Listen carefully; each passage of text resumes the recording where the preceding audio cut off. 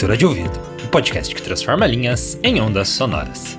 Eu sou o Lucas. Eu sou a Dayana. E o episódio de hoje é O Pastor Amoroso, de Alberto Caeiro. O segundo dos 3 conjuntos de poemas deste heterônimo alter ego de Fernando Pessoa. E em O Pastor Amoroso a gente vai entender a transformação que o amor é capaz de causar. Isso aí, vamos lá, boa leitura. O Pastor Amoroso, de Alberto Caeiro, heterônimo de Fernando Pessoa.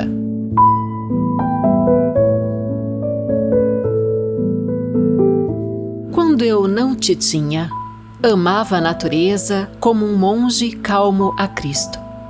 Agora amo a natureza, como um monge calmo à Virgem Maria, religiosamente a meu modo, como dantes, mas de outra maneira mais comovida e próxima.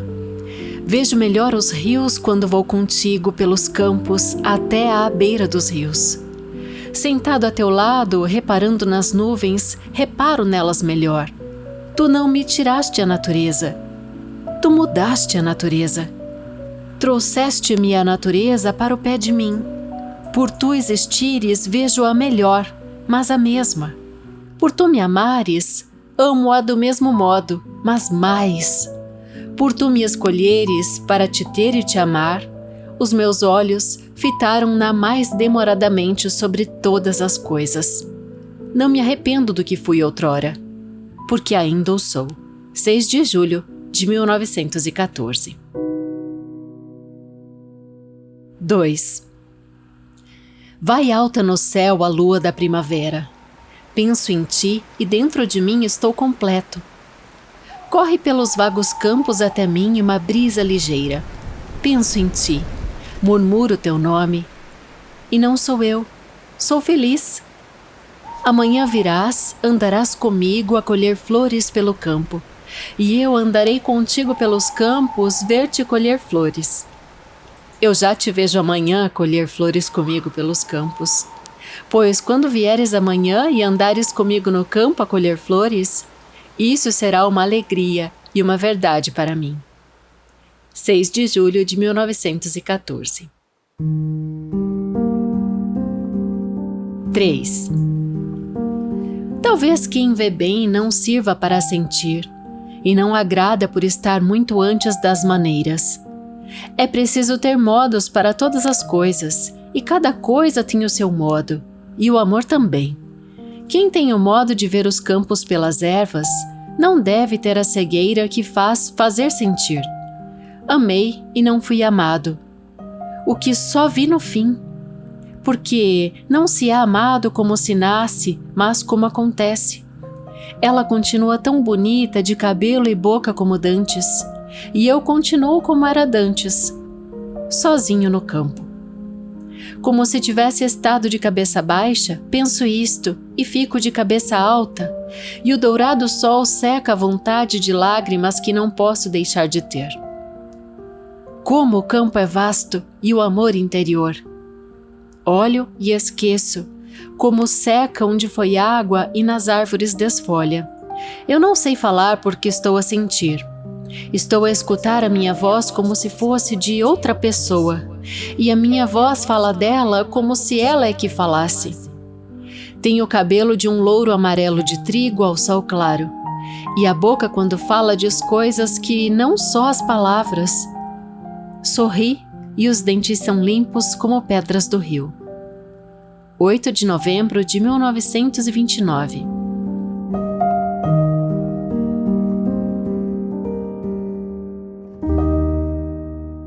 4. O amor é uma companhia. Já não sei andar só pelos caminhos, porque já não posso andar só. Um pensamento visível faz-me andar mais depressa e ver menos, e ao mesmo tempo gostar bem de ir vendo tudo. Mesmo a ausência dela é uma coisa que está comigo. E eu gosto tanto dela que não sei como a desejar. Se a não vejo, imagino-a e sou forte como as árvores altas. Mas se a vejo, tremo. Não sei o que é feito do que sinto na ausência dela. Todo eu sou qualquer força que me abandona. Toda a realidade olha para mim como um girassol com a cara dela no meio. 10 de julho de 1930. 5. O pastor amoroso perdeu o cajado e as ovelhas tresmalharam-se pela encosta. E de tanto pensar, nem tocou a flauta que trouxe para tocar. Ninguém lhe apareceu ou desapareceu. Nunca mais encontrou o cajado. Outros, praguejando contra ele, recolheram-lhe as ovelhas. Ninguém o tinha amado, afinal. Quando se ergueu da encosta e da verdade falsa, viu tudo. Os grandes vales cheios dos mesmos verdes de sempre. As grandes montanhas longe, mais reais que qualquer sentimento. A realidade toda, como o céu e o ar e os campos que existem, estão presentes. E de novo o ar, que lhe faltara tanto tempo, lhe entrou fresco nos pulmões. E sentiu que de novo o ar lhe abria, mas com dor, uma liberdade no peito. 10 de julho de 1930.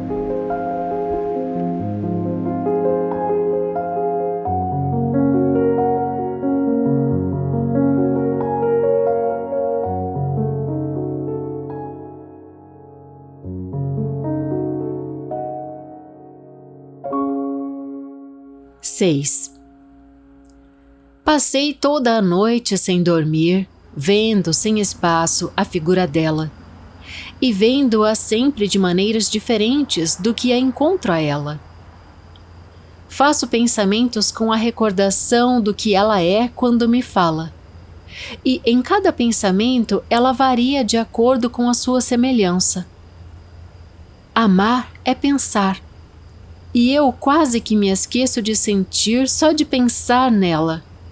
Não sei bem o que quero, mesmo dela, e eu não penso senão nela. Tenho uma grande distração animada.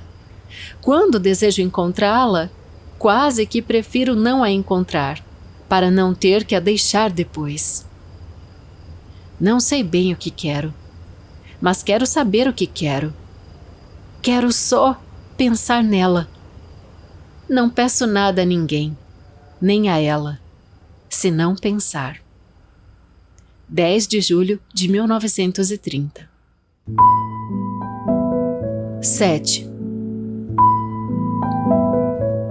Agora que sinto amor, tenho interesse no que cheira. Nunca antes me interessou que uma flor tivesse cheiro. Agora sinto o perfume das flores como se visse uma coisa nova. Sei bem que elas cheiravam, como sei que existia. São coisas que se sabem por fora.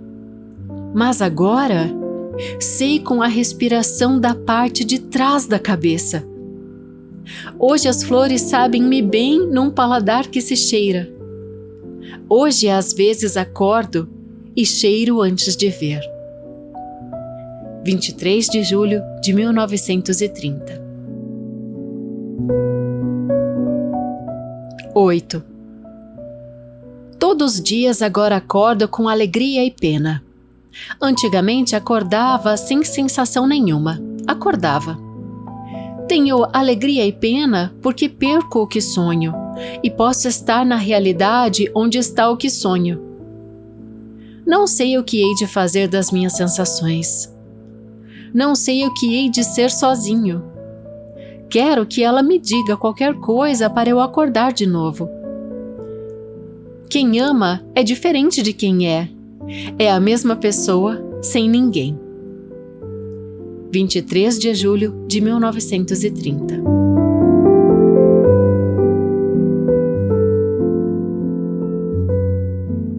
E esse foi O Pastor Amoroso, de Alberto Caeiro. Quem já sentiu amor, acredito que todo mundo já entendeu, né? Já sentiu a transformação que o amor vai causando na gente. Mas aqui, como a gente está diante de uma obra literária, a gente vai fazer um recorte retomando aquele menino que a gente conheceu em O Guardador de Rebanhos, Lucas. Ele gosta de ovelhas, né? O pastor amoroso, guardador de rebanhos. E tem mais um, né?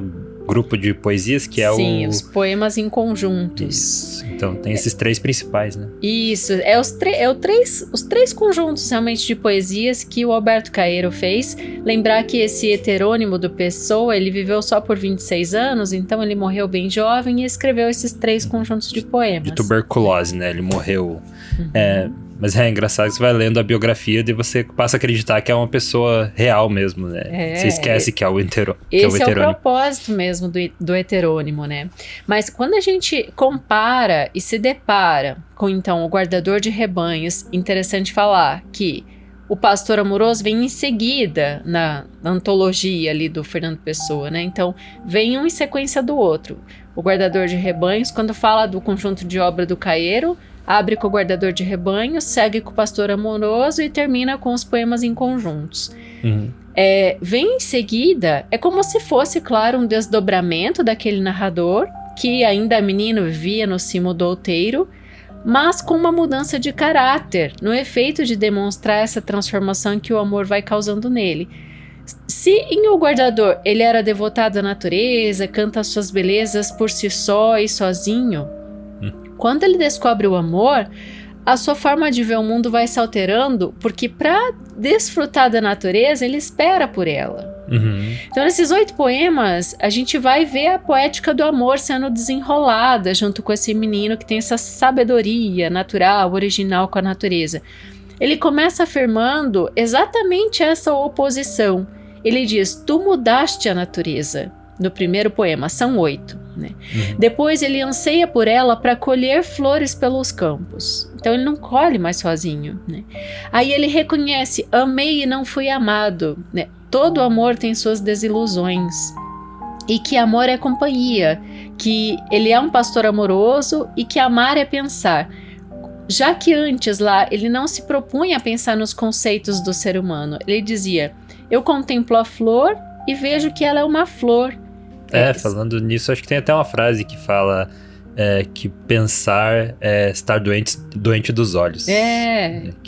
Então ele nega toda essa coisa metafísica, assim, que às vezes os outros heterônimos tinham. O Álvaro de Campos é totalmente metafísico, ele é bem que é outro simples, heterônimo. Né? Exatamente.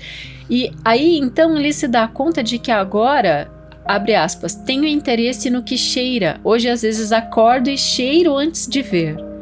Isso é tão comovente, né? É interessante trazer para o nosso dia a dia, né? Acordar e cheirar antes de ver. É bem legal isso, que eu vi até essa semana, agora me lembrou, eu vi uns bastidores do Samurai Jack, que é aquele desenho que eu gosto muito. Que você adora desde criança. Daí tem na última temporada ali tem um episódio que ele se venda pra aprender a lutar melhor, né? Porque ele vai estar prestes a fazer uma luta em que ele não vai conseguir enxergar direito. E daí o desenho passa a ser só sons, e daí tudo que ele escuta de som é animado na tela. Então vai lá o cavalo comendo grama, daí tem a animação dele comendo grama, mas tudo isso é ouvido, né? Então me lembrou isso, você sentir o cheiro antes de ver, né? Enfim, você escutar antes de ver também. Isso é muito legal trazer para nossa vida, né? A gente acende os nossos sentidos de uma forma muito diferente diante dessas poesias. Eu vou dizer algumas coisas aqui, porque a gente tem 3 datas para trabalhar. Primeiro que a gente tem a biografia do próprio Fernando Pessoa, né? Que nasce em 13 de junho de 1888 e morre em 30 de novembro de 1935. Grava a data de 35, tá? Pensar que o Guardador de Rebanhos foi publicado a primeira vez em 1986, mas ele já falou sobre esse texto em cartas que trocou com amigos. Inclusive, quando ele conta para o Adolfo Casais Monteiro, numa carta de 13 de janeiro do ano que ele morre, em 1935, como que nasce o Alberto Caeiro? Ele disse assim, ó: acerquei-me de uma cômoda alta e, tomando um papel, comecei a escrever de pé, como sempre escrevo sempre que posso. E escrevi 30 e tantos poemas a fio numa espécie de êxtase cuja natureza não conseguirei definir. Foi o dia triunfal da minha vida e nunca poderei ter outro assim. Abri com o título Guardador de Rebanhos, e o que se seguiu foi o aparecimento de alguém em mim, a quem dei desde logo o nome Alberto Caeiro. Você tem que notar que, então, o dia criativo, o dia que nasce a criatura, Alberto Caeiro, é 8 de março de 1914. Como o Pessoa atribuiu todas as características biográficas aos seus heterônimos, ele retorna e diz que o Caeiro teria nascido em 16 de abril de 1889, um ano depois do nascimento do próprio Fernando Pessoa. Contudo, ele já havia morrido há muito tempo, ele morreu em 1915. Só que daí, a partir de Amei e Não Fui Amado, que se não me engano é o terceiro poema aqui desse conjunto de 8 hoje, a gente tem data de 1930 para as poesias. 3 delas em 10 de julho, 2 delas em 23 de julho de 1930, onde, então, teoricamente, Alberto Caeiro já teria morrido, né? Então, e o verbo está no passado, pois se refere ao que também passou, né? Ele fala que amei, não fui amado, e o que intriga nessa biografia do Caeiro, realmente, que ele já não estaria mais aqui. Mas por que os poemas datam de 1930? Aí eu fiquei pensando, seria um descuido do Pessoa em datar o dia em que ele escreveu, atribuindo ao heterônimo? Bom, eu vou responder já já. Falar, então, desses poemas em conjuntos, né? Lembrar que completa o trio, mas o Caeiro, ele foi um dos mais importantes heterônimos do Fernando Pessoa, porque quando ele faz o Pessoa, tem um tanto a ver assim, com a própria biografia do próprio Fernando Pessoa, que ficou órfão aos 5 anos de pai. Foi nesse dia, quando ele ficou órfão de pai, não necessariamente nesse dia, mas nessa época ali, com 5 anos, que o Fernando Pessoa, o pai dele também morreu de tuberculose, né? Lembrar isso? Cria o seu primeiro heterônimo, que se chama Chevalier de Pas, e escrevia cartas para ele mesmo, né? Então, ele assinava como se fosse o Chevalier de Pas, né? Era um amigo, então, que escrevia cartas para ele. Na adolescência, ele criou Charles Robert Tenon, que era especialista em palavras cruzadas. E ele seguiu criando, né, ao longo de todo o seu crescimento, por isso se dizem que ele tem mais de 70 heterônimos. E quando ele faz o Caeiro, ele compõe o Caeiro como se fosse o mestre dos que vieram depois.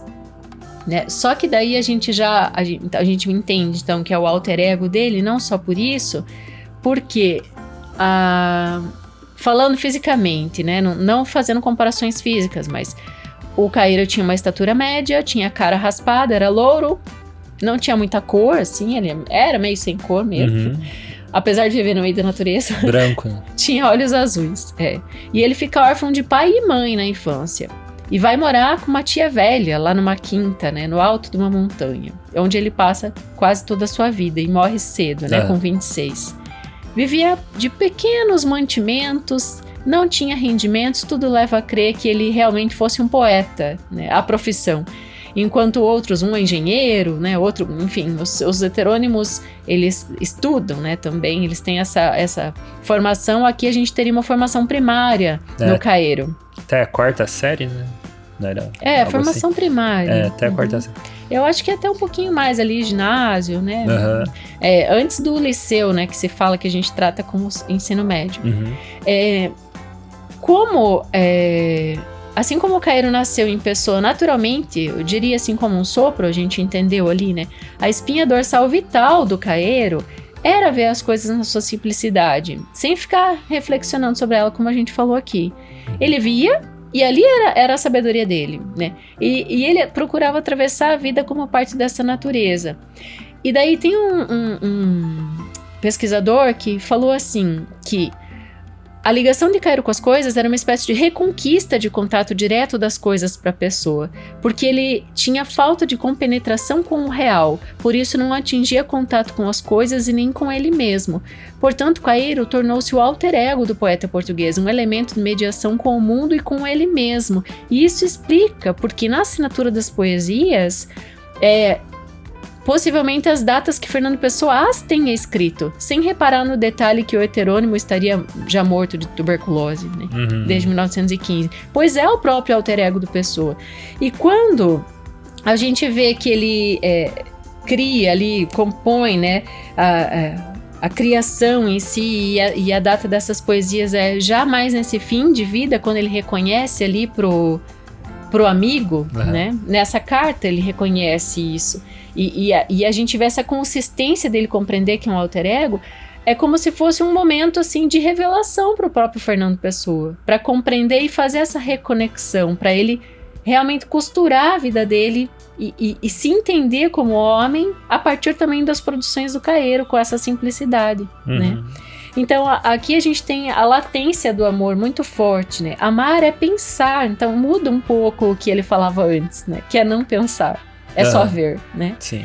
E as sensações e sonhos passam a ter profundidade e importância na vida desse narrador em o Pastor Amoroso, né? Que é o nosso episódio de hoje. Então, por tudo isso, é interessante a gente notar que a gente tem que observar cada detalhe, né, que aparece na composição, na morfologia de um poema como esse aqui do Pastor Amoroso. Uma das coisas pequeno. É um pouco de ausência de rima, né? Não tem tantas rimas por ele ser simples, enfim, tem várias coisas assim. Que alguns tomam até como prosa, né? A produção do Caeiro em função de não haver as rimas, né? Mas eu acho muito bonito, assim, tem muito acuro, né, em tudo que acontece, e lembrar que o Fernando Pessoa, quando ele retorna da África, daí quando a mãe dele se casa de novo e o padrasto é comandante militar, né, ele é nomeado cônsul e eles vão para a África do Sul. Quando ele retorna para Lisboa ali, ele começa a estudar por conta própria na Biblioteca Nacional, né? E leu muitos livros, filosofia, religião, sociologia, literatura, tudo isso vai compondo esse grande poeta. Muitos dizem que é um dos maiores poetas de língua portuguesa, né, de todos os tempos. Um dos maiores poetas, acho, ponto, né? Ponto, né? É verdade. Qualquer linguagem. De qualquer linguagem, mas tem gente que não compreende o Fernando Pessoa. Talvez por toda essa complexidade. Mas eu vejo que ele é um perfil que possa existir pessoas assim hoje em dia.